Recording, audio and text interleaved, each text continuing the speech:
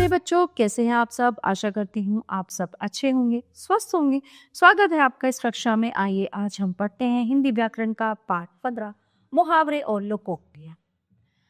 मुहावरे भाषा को प्रभावशाली, सुंदर तथा आकर्षक बनाने के लिए मुहावरों तथा वाक्यों का प्रयोग किया जाता है।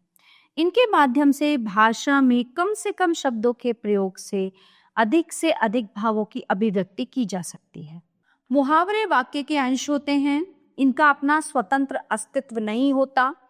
वे अधिकांशतः शरीर के अंगों पर आधारित होते हैं, जैसे आंख का तारा, उंगली पर नचाना आदि। मुहावरे अपना सामान्य अर्थ न देकर विशेष अर्थ प्रकट करते हैं।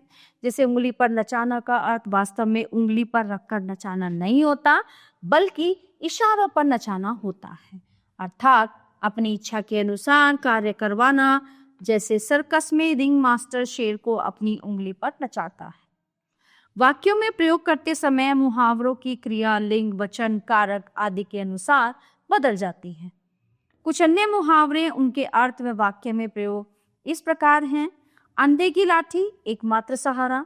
श्रवण कुमार अपने माता पिता के लिए अंधे की लाठी था। अंगूठा दिखाना, साफ इनकार करना। राधा हमेशा मेरी मदद से अपना गृह कार्य पूरा करती थी, परंतु जब मैंने उससे मदद मांगी तो उसने अंगूठा दिखा दिया। अक्ल का दुश्मन मूर्ख, तुम तो बिल्कुल अक्ल के दुश्मन हो, कोई भी काम ढंग से नहीं कर सकते। अंगारे उगलना, क्रोध करना। मेवे वाली खीर बिल्ली को खाते देख छोटी बहू अंगारे उगलने लगी।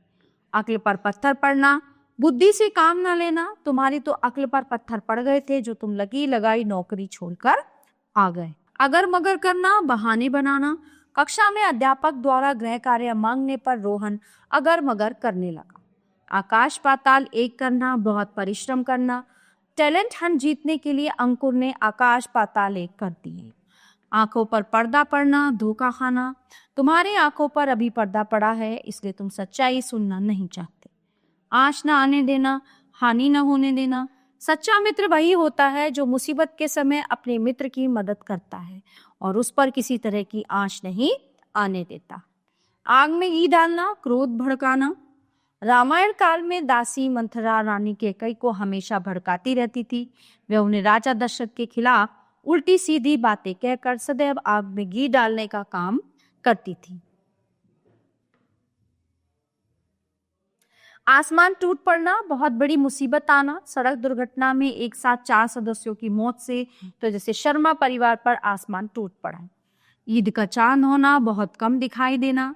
परीक्षा की वजह से शेफाली तो बिल्कुल ईद का चांद हो गई है। अब आती है लोकोक्तियां। लोकोक्ति अर्थात लोक की उक्ति, यानी लोगों द्वारा कही गई उक्तियां, बातें। ये अपने आप में पूर्ण वाक्य होती हैं। इनका प्रयोग अधिकांशतः वाक्य के अंत में एक स्वतंत्र वाक्य के रूप में होता है, जबकि मुहावरों का प्रयोग वाक्य के मध्य में यानी बीच में होता है। अकेला चना भाड़ नहीं फोड़ता। अकेला व्यक्ति कुछ नहीं कर सकता। समाज की बुराइयों से लड़ने के लिए हम सबको एक होकर आगे बढ़ना होगा। तुमने सुना ही होगा कि अकेला चना भाड़ नहीं फोड़ सकता। एक तो करेला, दूजे नींद चढ़ा। एक तो दोष था ही, उस पर दूसरा दोष भी लग जाना। वाह केशव, बहुत अच्छे, झूठ तो तुम बोलते ही थे, अब चोरी करना भी सीख गए। इसे कहते हैं एक तो करेला, दूजे नींद चढ़ा। आसमान से गिरा, खजूर में अटका। एक मुसीबत से छूटकर दूसरी मुसीबत में फंस जाना। रामू की जेब बस में कटने से बची तो रास्ते में उसे डाकुओं ने घेर ली। इसे कहते हैं आसमान से गिरा, खजूर में अटका। एक पंथ दो काज, एक ही काम से 2 लाभ। मैं तो बाजार हिंदी की पुस्तक लेने गई थी, परंतु रास्ते में अपनी बहुत पुरानी सहेली से भी मुलाकात हो गई। ये तो वही हुआ, एक पथ 2 काज। कोयले की दलाली में मुंह काला। बुरे लोगों के साथ रहने पर बुराई ही मिलती है। अमित का साथ छोड़ दो, उसका चरित्र अच्छा नहीं है। एक दिन उसके साथ साथ तुम पर भी चरित्रहीनता का लांछन लग सकता है। जानते नहीं कोयले की दलाली में मुंह काला होता है। कंगाली में आटा गीला, मुसीबत में और मुसीबत आना। अभी पिताजी की मौत से उभरे भी नहीं थे कि एकमात्र कमाऊ पुत्र भी सड़क दुर्घटना में मृत्यु हो गई। इसे कहते हैं कंगाली में आटा गीला होना। ऊंची दुकान, फीका पकवान। प्रसिद्धि के अनुरूप न होना। सुषमा अपनी सास की प्रशंसा करते नहीं थकती थी, पर उसके घर गई तो असलियत मेरे सामने आ गई। इसे कहते हैं ऊंची दुकान, फीका पकवान। उल्टा चोर कोतवाल को डांटे। अपना दोष दूसरे पर मरना। रोहन बहुत चतुर है। जब उसने देखा कि सारी कक्षा उसके खिलाफ है और मैं उनके साथ हूं, तो उसने मुझे ही दोषी बता दिया। इसे ही कहते हैं उल्टा चोर कोतवाल को डांटे।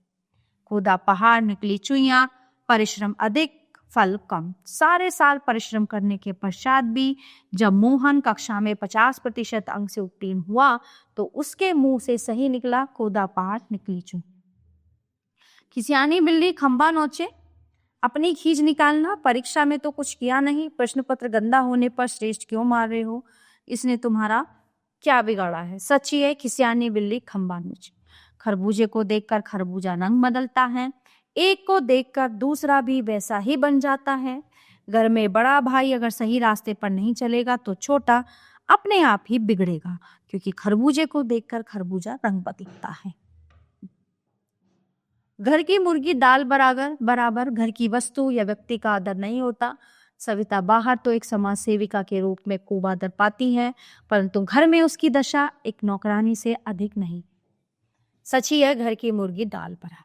मुहावरों लोकोक्तियों में अंतर। मुहावरे वाक्य के अंग होते हैं, जबकि लोकोक्तियां स्वयं में पूर्ण वाक्य होती हैं।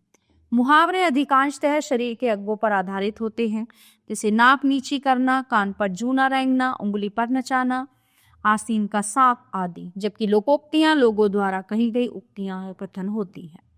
मुहावरे वाक्य में प्रयोग करते समय लिंग वचन कारक के अनुसार परिवर्तित हो जाते हैं, जबकि लोकोक्तियां पूर्ण वाक्य होती हैं, अतः वाक्यों में प्रयोग करते समय इनका रूप परिवर्तन नहीं होता। प्यारे बच्चों, ये पाठ यहीं पे समाप्त होता है। आशा करती हूँ आपको अच्छे से समझ आया होगा। मिलते हैं अगली कक्षा में। धन्यवाद।